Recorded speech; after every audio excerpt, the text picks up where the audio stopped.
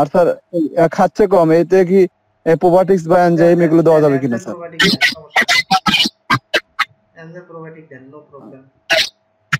আচ্ছা স্যার, আর সাথে কিছু দিতে হবে মানে লিভার টনিক বা কিডনি টনিক?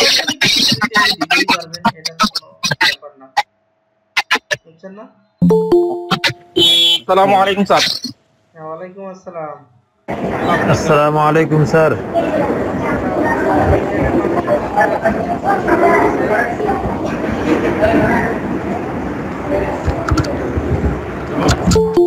আমি হাটার মধ্যে স্যার, বাজারে এই বাসা যাইতেছি এখন। আচ্ছা আচ্ছা, ওকে ওকে। দোকানটা বন্ধ হয়ে আসলাম এখন। আসসালামু আলাইকুম স্যার। ওয়ালাইকুম আসসালাম। স্যার, আমি আপনাদের নতুন সদস্য সাইদুল ইসলাম জাভেদ, সিলেট থেকে। আমাদের উদ্দেশ্যে কিছু বলেন স্যার। আপনারা নতুন অনেকে আজকে জয়েন করছেন। আচ্ছা বলবেন, কথা বলবেন, এখন একটু জয়েন্টের উপরেই আছে। ইয়া ভাই কি বলেন, শিশির ভাই একটু বলেন তো আপনার কি কোনো সমস্যা? আমি একটু আপনার মেসেজটা দেখছিলাম বাট আমি ধরতে পারি নাই। শিশির ভাই, আব্দুল কাদের। স্যার, হ্যাঁ, ওয়ালাইকুম আসসালাম। স্যার ফাউল পক্স হয়েছে। হ্যাঁ হ্যাঁ মুরগির বয়স আপনার 32 দিন, 220টা মুরগি আছে। আজকে থেকে আপনার 4-5 দিন আগে একটা মুরগির চোখ বন্ধ হয়ে গেছে, গোটা উঠে। আজকে আরেকটা বড় মুরগি দেখলাম যেরকম গোটা উঠছে। আপনি সবাইকে গণহারে ফ্রাসি 12 আর ভিটামিন সি খাওয়ান। আর যে দুইটা হয়েছে দুইটাকে আলাদা করে তাদেরকে অ্যান্টিবায়োটিক সহ ডোজ করে দেন, বুঝছেন না? স্যার, আর কোনো প্রিভেন্টিভ অ্যাকশন নিতে হবে কিনা? মানে এটা কি লিটার থেকে ছড়াই লিটারে সব ফেলে দিব? স্প্রে করেন, স্প্রে করেন। স্প্রে কোনটা করবো স্যার? দেন ভাইরোসিড বা টিমসের পাশাপাশি পটাশিয়াম পারম্যাঙ্গানেট দিয়ে স্প্রে করতে পারেন। পটাশিয়াম পারম্যাঙ্গানেট কতটুকু দিব? পটাশিয়াম পারম্যাঙ্গানেট 10 গ্রাম 1 লিটারে দেন। 10 লিটার স্যার আমার কাছে আছে। আমি কি লিটার পুরোটা ফালাই দিয়ে নতুন লিটার দেই? চেঞ্জ করেন, সমস্যা নেই। ফেলাই না দিয়ে যদি শুকনো থাকে একটু রোদে একটু আবার রেখে দিতে পারেন, পরে মিক্স করে আবার ব্যবহার করতে পারেন। শুকনাই আছে, কিন্তু এটা আবার ইউজ করতে ইচ্ছা করতেছে না। আমি আজকে চেঞ্জ করার চিন্তা ভাবনা করছিলাম। সমস্যা নেই, চেঞ্জ করেন। স্যার, এটা কি মানে স্প্রেড আউট হবে, খুব বেশি আকার কি স্প্রেড হবে এটা? মানে আমি বুঝতে পারতেছি না। ইমিউন বুস্টার দিয়ে দেন। ইমিউন বুস্টার বলতে এই যে রাসি 12, তারপর ভিটামিন সি, পারলে ইমু প্রো, ইমু লাইট এগুলো দিয়ে দেন, দেখবেন আর বাড়বে। ডুয়াবিস দিছি স্যার আজকে। ডুয়াভিসও দিছেন? আচ্ছা ঠিক আছে, তাহলে তো দিয়ে দেন, সমস্যা নেই, বুঝছেন না? তাহলে ইমিউন বুস্টার দিব। আর আপনার অ্যান্টিবায়োটিক তাহলে যেগুলো ভালো আছে সেগুলোকে অ্যান্টিবায়োটিক দিলাম না আর। আচ্ছা ওকে, ঠিক আছে। ওগুলো শুধু এগুলো দেন, ওকে বুঝছেন না? জি স্যার। আসসালামু আলাইকুম হ্যাঁ, ওয়ালাইকুম আসসালাম। স্যার। ওই যে লিভার টনিক আর আপনার কিডনি টনিক কি দেওয়া যাবে স্যার? হ্যাঁ, দেওয়া যাবে। সব লিভার টনিক, কিডনি টনিক খাওয়াতে তো কোনো বাধা নেই, প্রয়োজন নেই। একসঙ্গে দেওয়া যাবে না আপস? দেন একসঙ্গে দেওয়া যাবে বা আলাদা আলাদা ভাবে দেন। সকালে একটা দেন, বিকালে একটা দেন। এই চুপ। আসসালামু আলাইকুম স্যার। হ্যাঁ, ওয়ালাইকুম আসসালাম। হবিগঞ্জের না? স্যার, বিটেইনের সাথে কি স্যালাইন দেওয়া যাবে? হ্যাঁ হ্যাঁ হ্যাঁ, ব্রিটেনের সাথে স্যালাইন দেওয়া যাবে।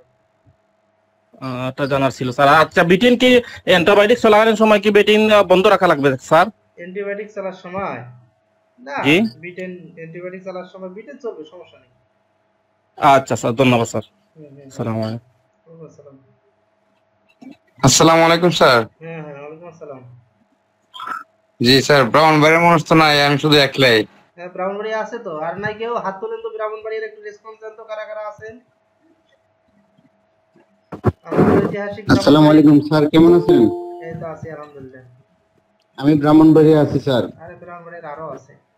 হ্যাঁ স্যার, তো আমার আজকে 2 দিন যাবত মুরগি অনেক গরম চলতেছে এবং কারেন্ট অনেক ডিস্টার্ব করতেছে, লোডশেডিং। তো পাতলা পায়খানা করতে, স্যালাইন বেশি করে খান, স্যালাইন খাওয়ান, ব্রিটেন খাওয়ান, এগুলো খাওয়ান। যে পাতলা পায়খানা করতে এবং কিছু মুরগি ঠান্ডা লাগছে। স্যালাইন, ব্রিটেন এগুলো। আচ্ছা আচ্ছা, যাই হোক, আমরা একটু ইয়া করবো না, আপনাদের প্রশ্ন উত্তর একটু পরে শুনবো না। আচ্ছা, যেটা হলো যে আমাদের আসলে আজকে একটু ফ্রি ক্লাস দেশি মুরগির উপরে মূলত বলছিলাম। আমাদের যারা পুরাতন তারা তো আসেনি, ম্যাক্সিমাম হয়তো নতুন কিছু সদস্য আসছে যারা হয়তো বা এর আগে কখনো আমাদের সাথে এরকম ভাবে আসে নাই। তো এই জন্য কথা শোনা যাচ্ছে তো নাকি? জি স্যার, জি স্যার। তাছাড়াও আমার হলো এখানে প্রায় প্রথম ব্যাচ থেকে মনে করেন 10ম ব্যাচ রানিং চলতেছে। 10টা ব্যাচের মোটামুটি সবাই মনে করেন একজন দুজন অবশ্যই আছে। তো আপনারা তো জানেন সবকিছু মোটামুটি শিখছেন। এরপরে হলো যেটা হলো দেশি মুরগির উপরে আমাদের বোনদের সবসময় এক প্রকার আকাঙ্ক্ষা থাকে যে দেশি মুরগির উপরে কিছু শেখানো হয় না, বা দেশি মুরগির উপরে আমাদের শেখানো হয় না বলতে দেশি মুরগির উপরে স্পেশাল একটা ক্লাস। তো সেই সাজাইছি একটু, হয়তো আরো এটা ডেভেলপ করব যেন আপনারা এটার মাধ্যমে দেশি মুরগি যারা অল্প মুরগি পালন করেন তাদের জন্য উপকার হয়। তো এটা নিয়েই তো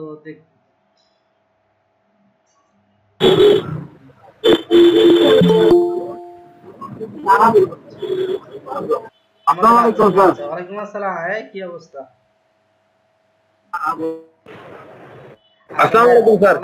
ওয়ালাইকুম আসসালাম। আরেকটা বিষয় যেটা বলতেছিলাম সেটা হলো আমরা মূলত নতুনদের উদ্দেশ্যে যেটা এখানে যারা আমাদের পুরাতন আছে তারা বিভিন্ন ব্যাচের প্রশিক্ষণ নিয়েছে এবং মুরগি পালনের উপরে আমি চেষ্টা করেছি সর্বোচ্চটুকু জানার, এবং আশা করি তারাও খুব মনোযোগ সহকারে এগুলো শিখছে এবং ফিল্ডে তারা ভালোভাবেই অ্যাপ্লাই করতেছে এবং অনেকেই ভালো রেজাল্ট পাচ্ছে।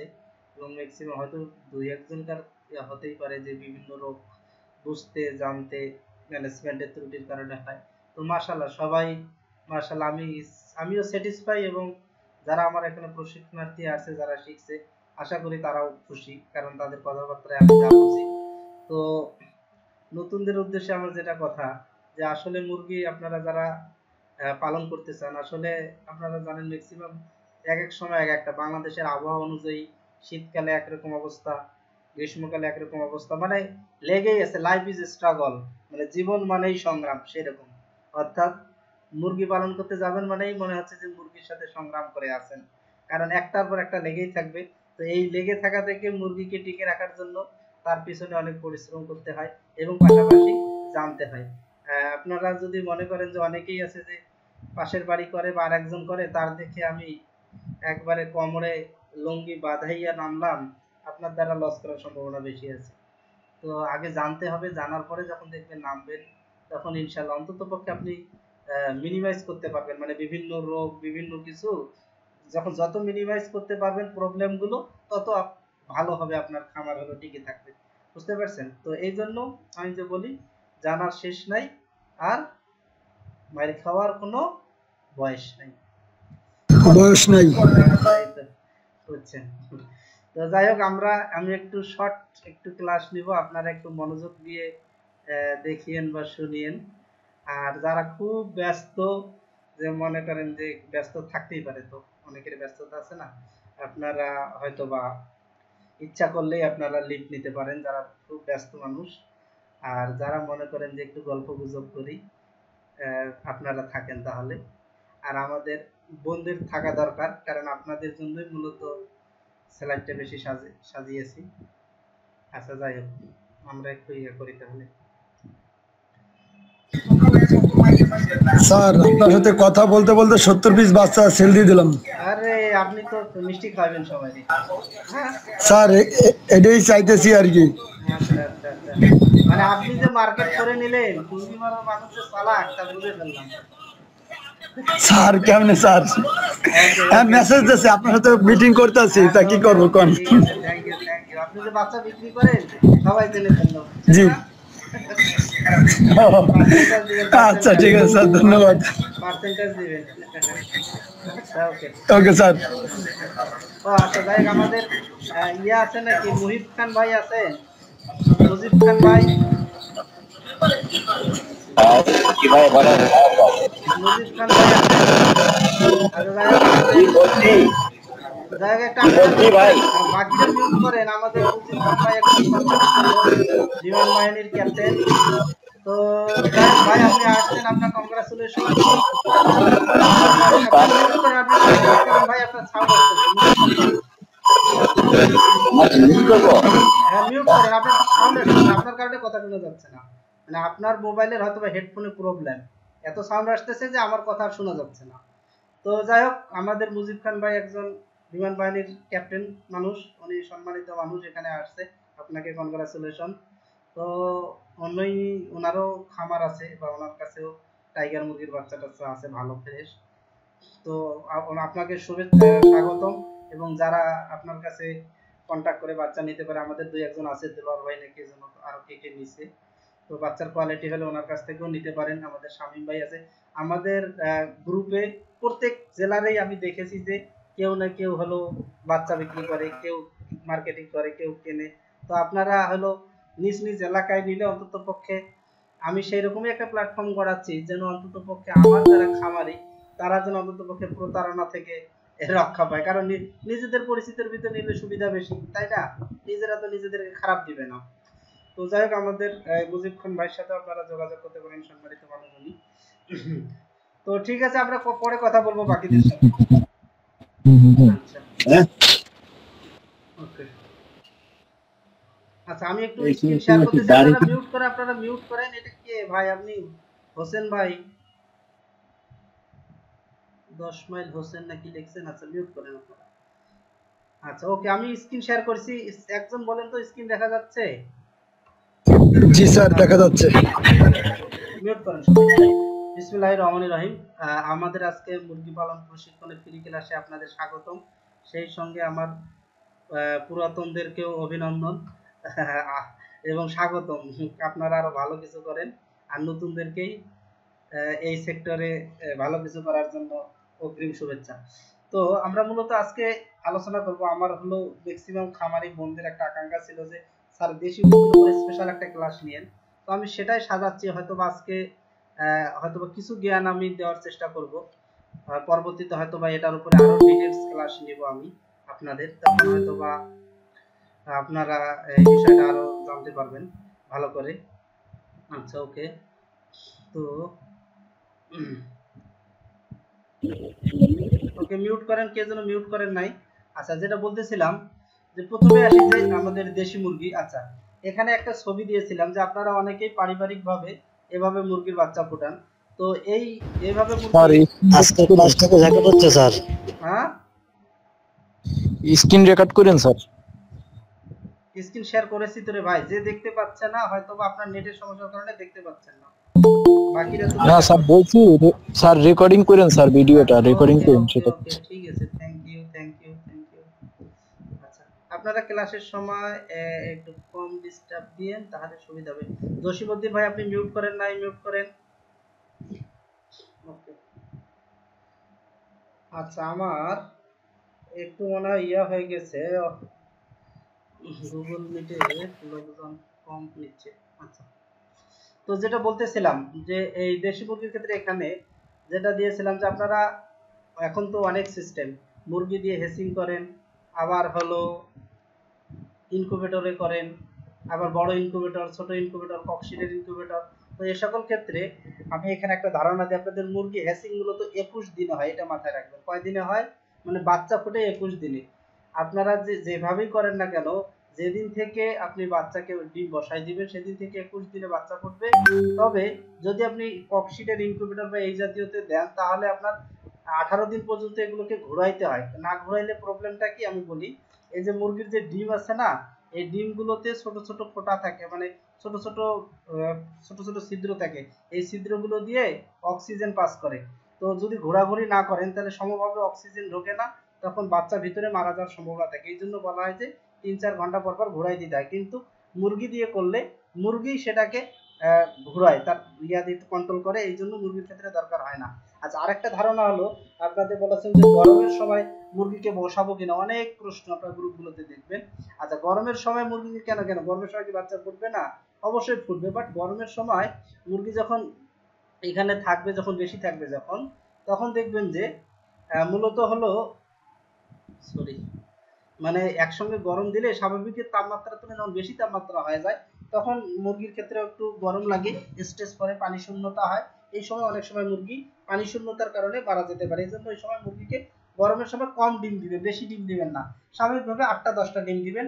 অনেকে এখন 15টা 20টা ডিম দেয়। এত ডিম দেওয়া মুরগির জন্য কষ্টকর হয়ে যায়, সব ডিমগুলোকে তার মেনটেন করা। সে তো চাবেই, মাতৃত্বের কারণে সব ডিমকে তাপ দিতে চাবে, বুঝেন নাই? তো এই জন্য অল্প ডিম দিয়ে চেষ্টা করবেন। আর মুরগিকে এই সময় খাবার বেশি দিবেন, ভালো ভালো পুষ্টি নিউট্রিশনযুক্ত খাবার দিবেন, স্যালাইন দিবেন, এই জাতীয় কিছু দিবেন। তাহলে দেখবেন যে আপনার মুরগি মূলত কি হলো টুংটাং টুংটাং করেই থাকে, তাহলে তো সমস্যা।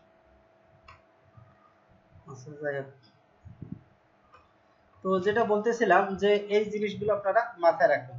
আচ্ছা, আরেকটা হলো যে বীজ ডিম সংরক্ষণের কৌশল বলতেছিলাম, যে স্বাভাবিকভাবে আপনারা বীজ ডিম যদি সংরক্ষণ করেন তো কতদিনে কি সংরক্ষণ করবেন। স্বাভাবিকভাবে যদি ফ্রিজে সংরক্ষণ করেন, নরমাল ফ্রিজে আপনারা 10 থেকে 12 দিন পর্যন্ত সংরক্ষণ করতে পারেন। এখন অনেকে বলতে পারেন স্যার আমি তো 20 দিন পর্যন্ত বাচ্চা ফুটাইছি। Exception is not example. আপনার হলো জানতে হবে যে নরমাল এতদিন পর্যন্ত রাখলে বাচ্চা ফুটতে পারে। এখন 20 দিন রেখে আপনার বাচ্চা ফুটতে পারে, হয়তো পার্সেন্টেজ কম হতে পারে। আচ্ছা, নরমাল তাপমাত্রায় আপনারা 7 দিন রাখবেন। এখন মনে করেন যে এমনি নরমালে যদি রাখেন, ফ্রিজ ছাড়াই রাখেন, তাহলে 7 দিন রাখবেন। আচ্ছা, এটা কিভাবে রাখা যায়? অনেক মাধ্যমে রাখা যায়। আপনারা যেখানে ঠান্ডা আছে সেখানে বালি দিয়ে রাখতে পারেন, বা মাটির পাত্র করে মাটির নিচে রাখতে পারেন, এরকম করেও রাখতে পারেন, আগে যেটা প্রাচীন পদ্ধতিতে যেভাবে সংরক্ষণ করতো।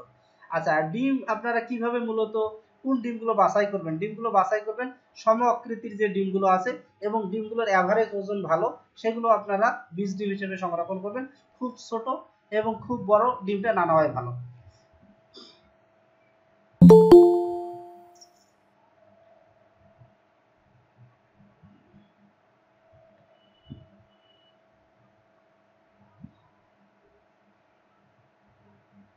তো এই হলো মানে ডিম সংরক্ষণের বিষয়, এই একটা কথা বললাম। আচ্ছা, আর এখন যদি বীজ ডিম ভালো পেতে চান, বীজ ডিম ভালো পেতে কি করতে হবে?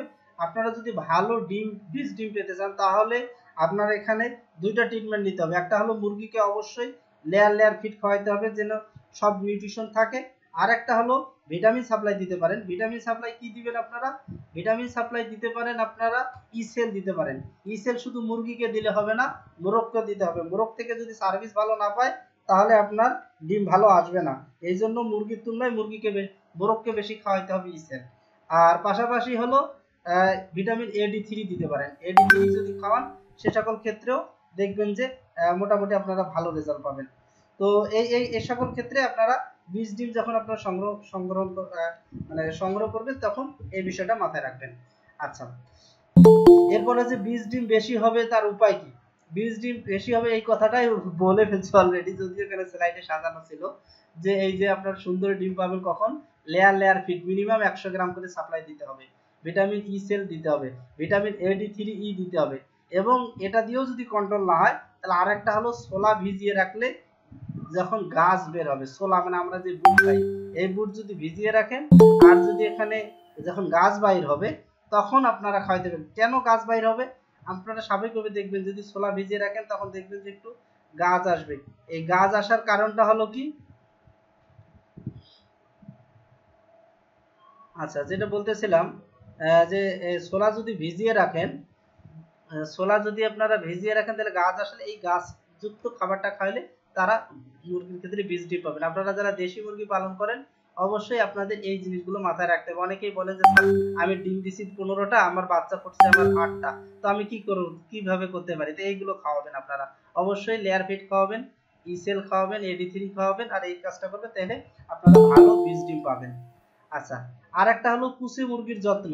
আচ্ছা, কুসি মুরগির যত্নের ক্ষেত্রে ওটাই বললাম যে 21 দিনে যেহেতু বাচ্চা বের হয়, এই সময় ম্যাক্সিমামের দেশি মুরগি মারা যায়। কেন মারা যায়? এখানে অনেকগুলো কারণ আছে, আমি একটু বলি।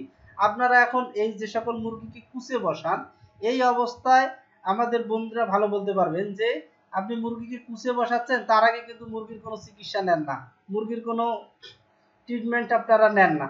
ট্রিটমেন্ট নেন না বলতে, মনে করেন ছোট থেকে মুরগি বড় হয়েছে, এই পর্যন্ত আপনারা মূলত মুরগিকে খাওয়ান না লিভার টনিক, খাওয়ান না কিডনি টনিক, শুধু মুরগির কাছ থেকে ডিম আশা করেন। কৃমির ওষুধ খাওয়ান না, ভ্যাকসিনেশন করেন না। যদি এগুলো না করেন, তাহলে তো যে প্রবলেমটা হয়, মুরগির লিভার, কিডনি, তারপরে কৃমির কারণে বিভিন্ন অর্গানগুলো তাদের ক্ষেত্রে আপনার হয়ে যায়, বিভিন্ন অর্গানগুলো ধীরে ধীরে ধীরে নষ্ট হয়ে যায়।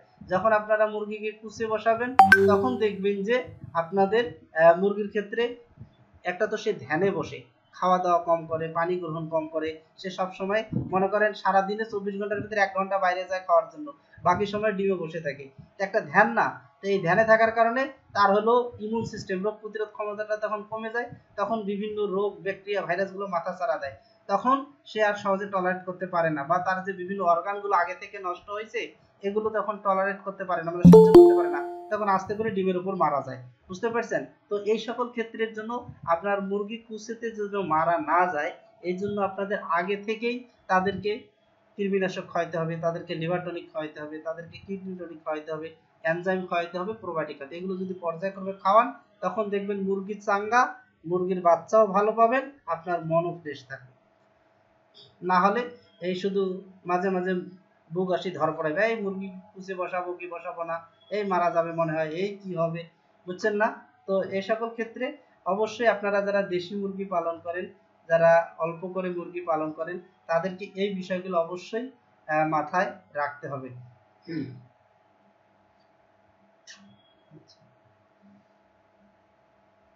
এটা গেল একটা বিষয়।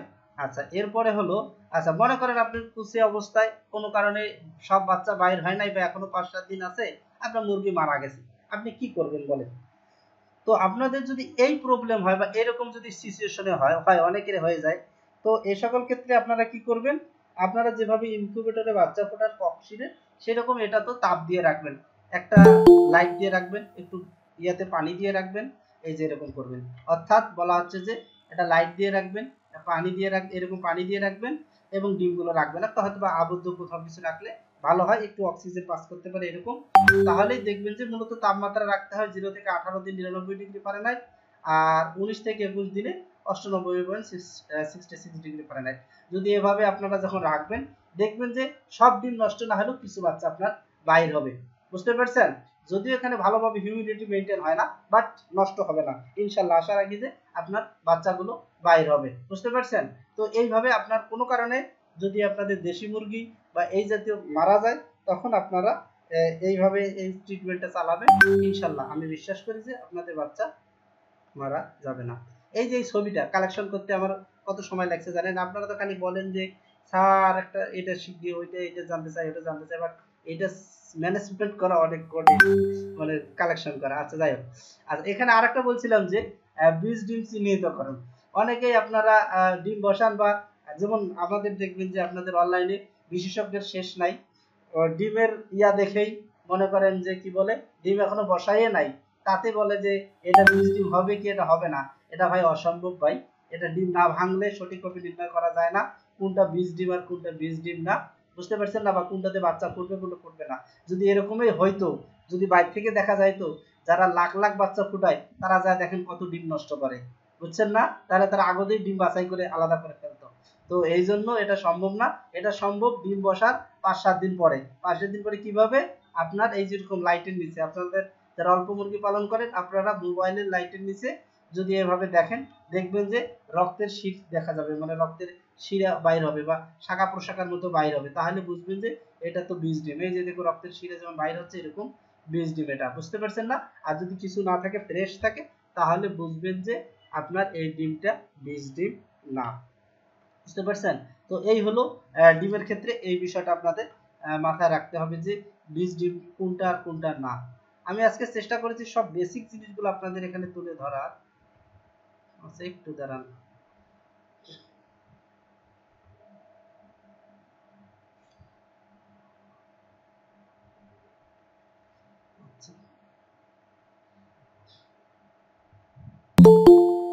আচ্ছা এটা একটা গেল যে আমাদের বীজ ডিম। আচ্ছা এটা 5 দিন পরেই আপনারা দেখতে পাবেন। আচ্ছা এরপরে এখানে আরেকটা আসে যে আপনারা যদি ইনকিউবেটরে বাচ্চা ফুটান তাহলে ইনকিউবেটরে বাচ্চা ফোটানোর জন্য আপনাদের কি কি ককশিটের যে ইনকিউবেটর আছে এই ইনকিউবেটর গুলোতে কি কি মেইনটেইন করতে হবে বা কি কি জানতে হবে এই বিষয়ে একটু ধারণা। যেমন মনে করেন একটা ইনকিউবেটরে এগুলো অটোমেটিক্যালি সেটিং করাই থাকে, যে মনে করেন একটা হলো কন্ট্রোলার থাকে, একটা ফ্যান থাকে, একটা লাইট থাকে, আবার হলো তাপ বেড়ে গেলে লাইট বন্ধ হয়ে যায় কমে যায়, এরকম বর্তমান যে আপনারা ইনকিউবেটর গুলো পান 1500-2000 টাকায় যেগুলো, এগুলো এই সিস্টেমে থাকে। তো আপনাদের জাস্ট কি করতে হবে 4-5 ঘন্টা পর, অলরেডি বলে ফেলছি 5-6 ঘন্টা পর আপনাদের ডিম কি করে দিতে হবে, উল্টায় উল্টায় দিতে হবে, কারণ অক্সিজেনটা যেন সমভাবে এটাতে প্রবেশ করতে পারে। আর এখানে আরেকটা বিষয় যেটা হলো যে ইনকিউবেটরের আদর্শ তাপমাত্রা হলো বলা যে 0 থেকে 18 দিন পর্যন্ত 99 ডিগ্রি ফারেনহাইট রাখতে হয়। কত degree? 99 degree Fahrenheit, 99 degree Fahrenheit রাখতে হবে। আর যদি বলা হচ্ছে এর পরের 3 দিন 19, 20, 21 এই 3 দিন একটু তাপ কমাইতে হয়, অর্থাৎ 98.66 ডিগ্রি ফারেনহাইট রাখতে হয়। এই তাপমাত্রা দুইটা ভালোভাবে মেনটেন করতে হয়। এই তাপমাত্রাটা মেনটেন করলেই দেখবেন যে বাচ্চার ক্ষেত্রে কোনো প্রবলেম হবে না। আর এখানে বলছি যে 2 থেকে 4 ঘন্টা পর পর আপনারা টার্নিং মানে কি ডিমটা ঘোরাই দিতে হবে। কখন দিতে হবে? এই 0 থেকে 18 দিন পর্যন্ত, 0 থেকে 18 দিন পর্যন্ত এটা আপনাদের ঘোরাই দিতে হবে। তাহলে দেখবেন যে মূলত আপনাদের সঠিকভাবে দেখবেন যে বাচ্চা ফুটবে। যদি 20 ডিম হয় ম্যাক্সিমাম বাচ্চা আপনাদের ফুটে যাবে। আর আর্দ্রতার ক্ষেত্রে বলা হচ্ছে আর্দ্রতাটা মূলত 65 থেকে 70 ডিগ্রি নিয়ন্ত্রণ রাখা জরুরি, অর্থাৎ 65-55 ডিগ্রির উপরে রাখবেন। অনেক সময় আর্দ্রতা আপনাদের ওঠে না, তো 55 ডিগ্রি উপরে রাখবেন। বা অনেক আর্দ্রতা বেশি হয়ে গেলে আপনারা কি ব্যবহার করতে পারেন? মুড়ি ব্যবহার করতে পারেন, বালি ব্যবহার করতে পারেন, আরেকটা ব্যবহার করতে পারেন যদি সংগ্রহ করতে পারেন, এই যে বিভিন্ন ওষুধের ভিতরে সিলিকা নামক এক ধরনের পাওয়া যায়, বালির সিলিকা জেল পাওয়া যায়, জেল তো না, যা ছোট ছোট দানা, এগুলো কিন্তু হলো মূলত আপনার আর্দ্রতা শুষে নেয়। এই জাতীয় জিনিস আপনারা ব্যবহার করতে পারেন। তাহলে দেখবেন যে আপনাদের ইনকিউবেটরে এই অতিরিক্ত হিউমিডিটির কারণে বাচ্চা অনেক সময় মারা যায়। কিভাবে মারা যায়? যদি এখানে কয়েকটা প্রবলেমে বাচ্চা মারা যায়।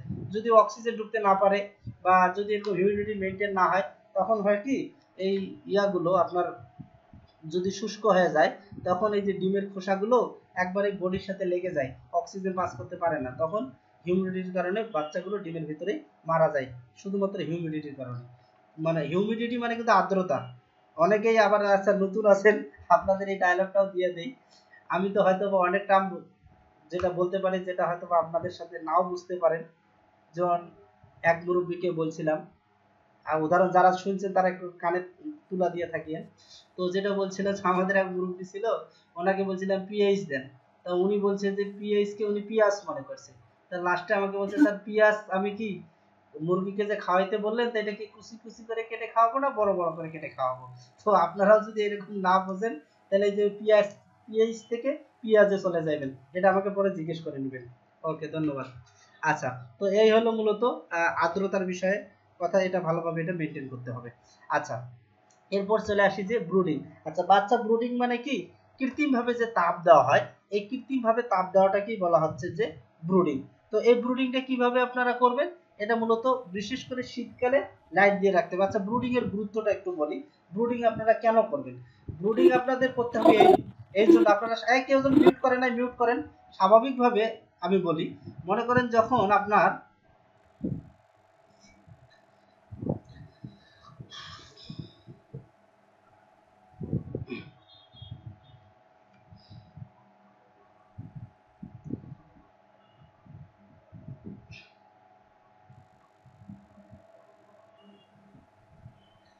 আচ্ছা যেটা বলতেছিলাম যে স্বাভাবিকভাবে আমাদের বোনেরা চিন্তা করেন, আপনাদের বাসায় অনেক সময় মুরগির বাচ্চা ফোটে, যে বাচ্চাটা হলো মনে করেন যে আপনার 10টা বাচ্চা ফুটছে, বড় হয় কয়টা? 3টা থেকে 4টে। কি কারণে? বাকিগুলো কি হয়? মনে করেন একটা হলো চোখে পক্স উঠে মারা গেছে, একটা নর্দমায় পড়ে মারা গেছে, একটা মোটরসাইকেলের চাকার নিচে পড়েছে, একটা বাজ পাখি নিয়ে গেছে, আর একটা তার মায়ের ঠোকরে মারছে। এইভাবে বিভিন্ন কারণে মারা যায়। বাট আপনারা এই বাচ্চাগুলোকে যদি প্রথম 1 মাস যদি একটা আবদ্ধ জায়গায় রাখেন, নর্দমায় যদি না যায়, পায়ের নিচে যেতে না পারে, বাজ পাখি যদি না পায়, তাহলে দেখবেন যে মোটামুটি সব বাচ্চা থাকবে। এবং এই অবস্থায় বাচ্চাদেরকে আপনাদের কৃত্রিমভাবে তাপ দিতে হয়, কারণ এই ছোট অবস্থায় মুরগির বডিতে এই মানে মুরগির নরমাল তাপমাত্রা কত জানেন? মুরগির নরমাল তাপমাত্রা হলো 90 থেকে 95 ডিগ্রি, সরি সব 107 ডিগ্রি ফারেনহাইট মুরগির নরমাল তাপমাত্রা। বাট বাচ্চার ক্ষেত্রে হলো 103-4 ডিগ্রি ফারেনহাইট। এখন এই তাপমাত্রা তো ছোট অবস্থায় ছোট্ট বডিতে একটা মুরগির ডিম থেকে বাচ্চা ফোটার সময় ওজন থাকে 27-28-32 গ্রাম। এই অবস্থায় এদের বডিতে এত তাপ উৎপাদন করা সম্ভব হয় না, মিনিমাম 1-2 সপ্তাহ লাগে তাপ উৎপাদন করতে। তো এই জন্য এই সময় এই কৃত্রিম তাপ দিতে হয়। তাপ দিলে তাদের ভিতরে কুসুমটা ভেজা থাকে, এই কুসুমটা তখন শুকায় যায়। এই কুসুমটা যদি না শুকায় তাহলে কি হয় জানেন? কুসুমটা একটা তো কি নিউট্রিশনপূর্ণ খাবার, পুষ্টি বেশি। এই পুষ্টি যেমন তার জন্য উপকারী, ব্যাকটেরিয়া ভাইরাসের জন্য উপকারী, অর্থাৎ এখানে ব্যাকটেরিয়া ফাঙ্গাস বিভিন্নগুলো সহজে গ্রো করে, তখন পিছনে পায়খানা লেগে থাকবে, নাভি ভিজা থাকবে, ধীরে ধীরে বাচ্চাটা মারা যাবে। এই জন্য মূলত এই তাপ দিতে হয়। তো এই তাপটাকেই বলা হচ্ছে যে ব্রুডিং, কৃত্রিমভাবে যে তাপ দেওয়া হয়। আর এই ব্রুডিংটা সব থেকে বেশি গুরুত্বপূর্ণ, যে যত বেশি ভালো ব্রুডিং করতে পারবে সে তত বেশি ভালো সাকসেসফুল খামারি হতে পারবে। ব্রুডিং করতে না পারলে আপনি যতই করেন না কেন মুরগির রোগ লেগেই থাকবে। এখানে যারা আছে আমার ম্যাক্সিমামই হলো প্রশিক্ষণ নিয়েছে, তারা এই ব্রুডিং এর উপরেই তারা 5 থেকে 6টা ক্লাস করেছে, তারপরও তাদের ল্যাকেন্স থেকে যায়, তারপরও মুরগি পালনে যা প্রবলেম, এই পায়খানা লেগে থাকে, তবে ধীরে ধীরে তারা অভিজ্ঞ হয়ে যাচ্ছে। কারণ এটা হলো আপনার, যখন আপনি এটা জানবেন বুঝবেন, যখন এটা প্র্যাকটিক্যালি মাঠে নামবেন, তখন দেখবেন যে আপনি এটাতে সাকসেসফুল আছেন। তবে আমি স্যাটিসফাই যে আমি দেখলাম আমার কাছে যারা প্রশিক্ষণ নিয়েছে, বিশেষ করে এই যে যারা মুরগি অল্প অল্প আপনারা মুরগি পালন করতেছেন, যারা বড় খামারি তারা তো অবশ্যই তাদের এক্সপিরিয়েন্স আছে, তারপরেও তাদের গ্যাপ যেটা সেটা আপনারা পূরণ করছেন। বাট ম্যাক্সিমাম যারা ছোট খামারি তারা এখন সাকসেসফুল ভাবে মুরগি পালন করতেছে, তাদের মুরগি ভালো থাকতেছে, এবং তারা এখন আমাকে অনেকেই আছে নকে দেয় না, কারণ তারা নিজেই সব স্বয়ংসম্পূর্ণ হয়েছে। তো এটাতেই স্যাটিসফাই যে ছোট খামারিরা উপকার পাচ্ছে এবং তারা সুফলভোগী হচ্ছে। তো যেটা বলতেছিলাম যে এই ব্রুডিং অবস্থায় প্রথম সপ্তাহ, যেটা এই প্রথম সপ্তাহ 90 থেকে 95 ডিগ্রি ফারেনহাইট আপনাদের তাপ রাখতে হবে। এখন 90 থেকে 95 ডিগ্রি ফারেনহাইট আপনারা যদি তাপ না রাখেন, তাহলে দেখবেন যে এই প্রবলেমগুলো হবে। 90-95 রাখার সমস্যা হয়েছে কি আমাদের জানেন, আমরা হলো 500 টাকার বলতে একটা মুরগি যদি আমরা ফার্ম করি, 50,000 টাকা খরচ করে ফার্ম করতে পারি, বাট আমরা 100 টাকা দিয়ে একটা থার্মোমিটার কিনতে পারি না। এই ক্ষমতাটা আমাদের নাই, বুঝছেন না? একটা কথা আছে না, বাঙালির সামনের দিক দিয়া মানে সরিষা যেতে দেয় না, আর পিছন দিক দিয়া কাঁঠাল যায়, তো সেই রকম হয়েছে। তো ব্রুডিং করতে গেলে অবশ্যই আপনাকে একটা থার্মোমিটার কিনতে হবে। আচ্ছা, থার্মোমিটার আমি সোর্স বলে দিই। অনেকে বলতে পারেন যে আমার এলাকায় তো তাপমাত্রা মাপার থার্মোমিটার পাওয়া যায় না। যার শুধু অনলাইনে ঢুকবেন, দারাজে ঢুকবেন, কতগুলো নেবেন, আপনার বাড়িতে পৌঁছে দিবে, বেশি দামও না, সর্বোচ্চ 200-250-300 টাকা, 100 টাকা, 180 টাকা, বুঝতে পারছেন না? তো এইভাবে মূলত আপনারা এই থার্মোমিটার একটা কিনবেন, তাহলেই দেখবেন যে মূলত আপনাদের মুরগির ক্ষেত্রে আপনারা তাপমাত্রাটা মেনটেন করতে পারবেন। তো ওটা বলতেছিলাম যে প্রথম সপ্তাহ 90 থেকে 95 ডিগ্রি আপনারা ফারেনহাইট এই তাপমাত্রাটা ভালোভাবে মেনটেন করবেন, এবং বলা আছে দ্বিতীয় সপ্তাহ মানে 5 ডিগ্রি করে তাপমাত্রা কমবে, প্রতি সপ্তাহে 5 ডিগ্রি, 85 থেকে 90 ডিগ্রি ফারেনহাইট। তৃতীয় সপ্তাহ 80 থেকে 85 ডিগ্রি ফারেনহাইট। চতুর্থ সপ্তাহ 75 থেকে 80 ডিগ্রি ফারেনহাইট। অর্থাৎ প্রতি সপ্তাহে আপনার তাপমাত্রা কমতে থাকবে। যখন চতুর্থ সপ্তাহ মানে 1 মাস হয়ে আসবে, তখন নরমাল তাপমাত্রা ছেড়ে দিবেন। হ্যাঁ, এখানে এখন দুই একটা গুরুত্বপূর্ণ কথা আছে, যে এখন আমার পরিবেশের তাপমাত্রা গরম, হট ওয়েদার, এই সকল ক্ষেত্রে আমরা কি করব? এখন এই হট ওয়েদারে তো এমনি পরিবেশ হট, এরপরে যদি আপনি আরো হট করতে চান, তাহলে হটে হটে কি হয়ে যাবে, নেগেটিভ হয়ে যাবে, বুঝতে পারছেন না? এই জন্য আপনাদের অবশ্যই, যদি এখন এমনি নরমাল তাপমাত্রা 35 ডিগ্রির উপরে, আপনার লাইট জ্বালার দরকার নাই, আপনি যা শুধুমাত্র খোলামেলা করে রাখেন, বাচ্চাগুলোর ওখানে যেন অক্সিজেন চলাচল করতে পারে এবং তারা দিনের আলোয় চলাচল করবে। যখনই দেখবেন তাপ কমতেছে, আপনি লাইট বাড়াবেন। আর অবশ্যই লাইটকে আপনার এই গ্রীষ্মকালে লাইট অবশ্যই আপনাকে 2 ফিট 2.5 ফিট উপরে রাখবেন, কখনোই 1-1.5 ফিট নিচে রাখবেন না। বাচ্চা থেকে 2.5 ফিট উপরে, মিনিমাম 3 ফিটের উপরে রাখবেন, বুঝতে পারছেন না? কারণ কখন তাপ ওয়েদার গরম হয়ে যাবে, কখন হিট লাগবে, বাচ্চার তাপ কমে গেলে যেমন যতটা ক্ষতিকর, তাপ যদি বেড়ে যায় সেটাও তার থেকে বেশি ক্ষতিকর। আচ্ছা, আমাদের আর 15 মিনিট আছে।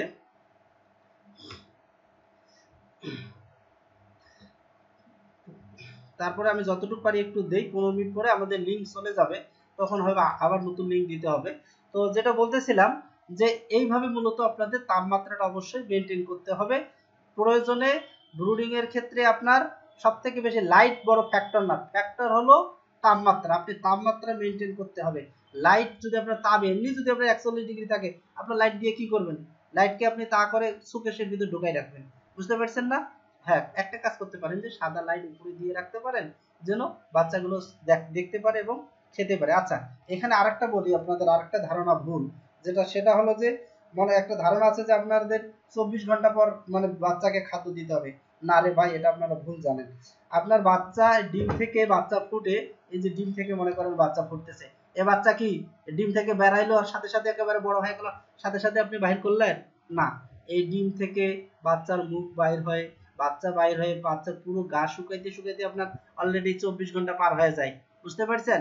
আপনার এখন বাচ্চা সব শুকনো ঝরঝরে চঞ্চল কিচির বিচির পূর্ণ হয়েছে, আপনি সে বাচ্চা বাইর করেন, বাইর করার পরে সে বাচ্চাকে আপনি ইয়াতে রাখেন, আপনার যেখানে ব্রুডিং করবে সেখানে রাখেন, রাখে শুরুতেই আপনি দিবেন চিনি, গ্লুকোজ পানি বা চিনি লেবু এগুলো দিবেন, লাইসোভিট দিবেন।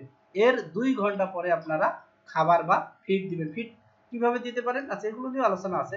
তো যাই হোক, যেটা বলতেছিলাম যে এরপরে হলো যে ব্রুডিং এ লাইটের ব্যবস্থাপনা যেটা বলছিলাম, সেটা হলো অবশ্যই আপনার শীতকালে দিনে রাতে আপনার 1.5 থেকে 2 ফুট উপরে লাইট রাখতে হবে শীতকালে, এবং পুরো রুমটা আবদ্ধ করে রাখতে হবে। শীতকালে তো তাপ ধরে রাখা যায় না, আবদ্ধ করে রাখতে হবে, হয়তো একটু ফাঁকা রাখবেন যা শুধুমাত্র অক্সিজেন প্রবেশের জন্য। বিশেষ করে আপনারা যারা দেশি মুরগি পালন করেন তারা এইভাবে ম্যানেজমেন্টটা করবেন শীতকালে। আর গ্রীষ্মকালে যেটা অবশ্যই 3 ফুট উপরে আপনার লাইট দিতে হবে, এবং শুধু রাতে। দিনের বেলা যদি আপনার এমনি তাপ বেশি থাকে দিনের বেলা লাইটের দরকার নাই, শুধুমাত্র রাতে আপনারা লাইটটা দিয়ে রাখবেন। আর দিনে যদি এখন আপনার, আমি বলেছি এখন দিনে দিবেন না রাতে দিবেন, এখন দিনের বেলা আপনার ঝড় বৃষ্টি শুরু হয়ে গেছে, তাপ নেমে আইছে 20 ডিগ্রি, আপনি যদি এখন আমার কথা শুনে মাশাআল্লাহ নাকে তেল দিয়ে ঘুমান, আপনার বাচ্চাকেও নাকে তেল দিতে হবে। আচ্ছা এই হলো, এই জন্য অবশ্যই আপনার তাপমাত্রা মেনটেন করে লাইট হয়তো বন্ধ রাখতে হবে, না হলে দিতে হবে।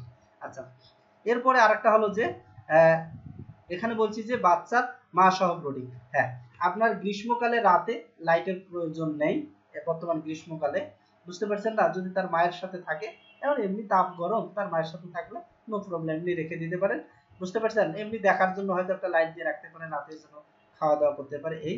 বাট শীতকালে যদি আপনারা তাদের মা সহ রাখেন, অবশ্যই 50 ওয়াটের একটা বাল্ব দিবেন, কারণ তার মাকেও তো গরম লাগবে, ঠান্ডা লাগবে। তাপমাত্রা তো শীতকালে আপনার তাপমাত্রা 18 ডিগ্রির নিচে আসে, আর একটা মুরগির ভালো তাপমাত্রা মূলত 18 থেকে 28 ডিগ্রি পর্যন্ত সহ্য করতে পারে, এবং 27, 28, 26, 27, 28 হলে তার জন্য ফেভারেবল, মানে উপযোগী, কমফোর্ট ফিল করবে, ভালো ফিল করবে, বুঝছেন না? এই জন্য অবশ্যই আপনার গ্রীষ্মকাল শীতকালে লাইটের ব্যবস্থাপনা সম্পর্কে ধারণা রাখতে হবে। আচ্ছা এরপরে যেটা বলতেছিলাম ব্রুডিং কালীন যত্ন, 1 থেকে 30 দিনের ভিতরে যেটা বলতেছিলাম, আপনারা মূলত প্রথম যেটা করবেন দেশি মুরগির ক্ষেত্রে, প্রথম দিনে গ্লুকোজ বা লেবু বা চিনির শরবত দিবেন। এরপরে বলা হচ্ছে 2 থেকে 5তম দিনে আপনারা vitamin B1, B2, নিওবিয়ন, B complex এগুলো দিবেন, এবং প্রথম 1 মাস অবশ্যই আপনারা স্টার্টার ফিড খাওয়াবেন। কি ফিড খাওয়াবেন? ব্রয়লার স্টার্টার, অন্য কোনো ফিড খাওয়ার দরকার নাই, আপনারা ব্রয়লার স্টার্টার ফিড খাওয়াবেন। আচ্ছা যাই হোক, আমাদের একটু মানে শেষ হয়ে যাবে, তো দেশি মুরগির উপরে মূলত আরো একটু আলোচনা বাকিটা আমার যারা প্রশিক্ষণ নিয়েছেন তারা আপনারা জানেন যে পরবর্তীতে আর কি কি করতে হবে, ব্রুডিং কালীন কি ব্যবস্থাপনা, এটা নিয়েও আমি আরো একটু সাজাচ্ছি, হয়তো বা এটা আরো পরে আপনাদের আর ফুল ডিটেইলস দিব না। আচ্ছা তারপর একটু বলি, এটা হলো মূলত স্টার্টার ফিড দিবেন। এরপরে আপনারা একটু 8-10তম দিন যখন হবে তখন আপনারা ভাইটাল অ্যামাইনো ফোড দিতে পারেন, একটু গ্রোথের দরকার, ওজন বৃদ্ধির দরকার, এই জন্য দিবেন। যখন 10-15 দিন বয়স হবে তখন আপনারা পিএইচ দিতে পারেন। কেন পিএইচ দিবেন? যেন তাদের গাট প্যাথোজেনিক ক্ষতিকর ব্যাকটেরিয়াগুলো যেন মারা যায়, তাহলে আপনারা পিএইচ দিতে পারেন। এরপরে হলো বলা আছে যে 1 থেকে 30 দিনের ভিতরে ব্রুডিং কালীন মানে 1 মাসের ক্ষেত্রে কি করতে পারেন, 1 থেকে 6 বা 7তম দিনে বিসিআরডিবি ভ্যাকসিন দিবেন। সরকারি ভ্যাকসিন পাওয়া যায়, কিভাবে দিবেন?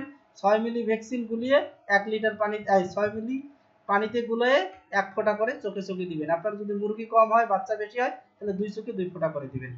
আর 21তম দিনে আপনারা কি দিবেন? আবার বিসিআরডিবি বুস্টার ডোজ দিবেন।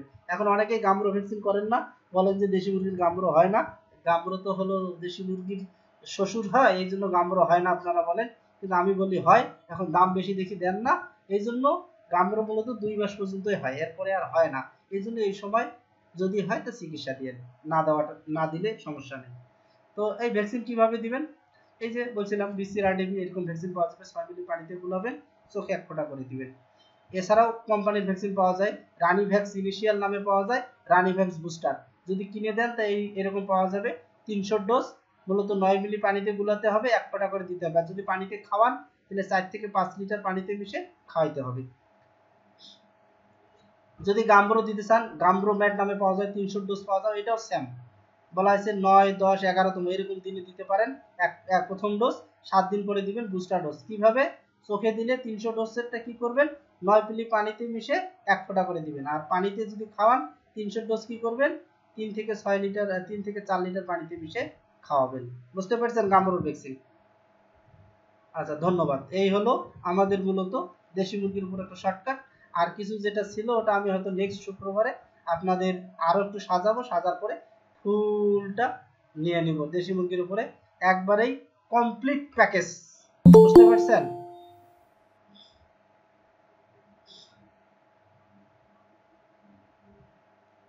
এখন বলেন দেখি আমাদের আগে বোনদের সুবিধা দিব। বোনদের আগে বলেন কার কি প্রশ্ন আছে বলেন। স্যার হ্যাঁ সরকারি যে বিসিআরডি ভ্যাকসিন ওটা তো এক ফোঁটা করে চোখে দেয়, চোখে মনে করেন বেশি বাচ্চা হয়ে গেলে যদি পানিতে মিশিয়ে দিই তাহলে সমস্যা হইব? এই তো বললাম আপনার হলো সরকারিটা যে চোখে দিতে হয় ওটা তো খাওয়াইলে হয় না, হয় না না প্রাইভেটটা পাইলে আমি তো সরকারিটাই। সরকারিটা চোখে দিবেন আপনি 2 ফোঁটা করে 2 চোখে দিবেন। মাশাআল্লাহ 40 মিনিট হয়ে গেছে, যেটা হলো অনেক কষ্টদায়ক প্যারা।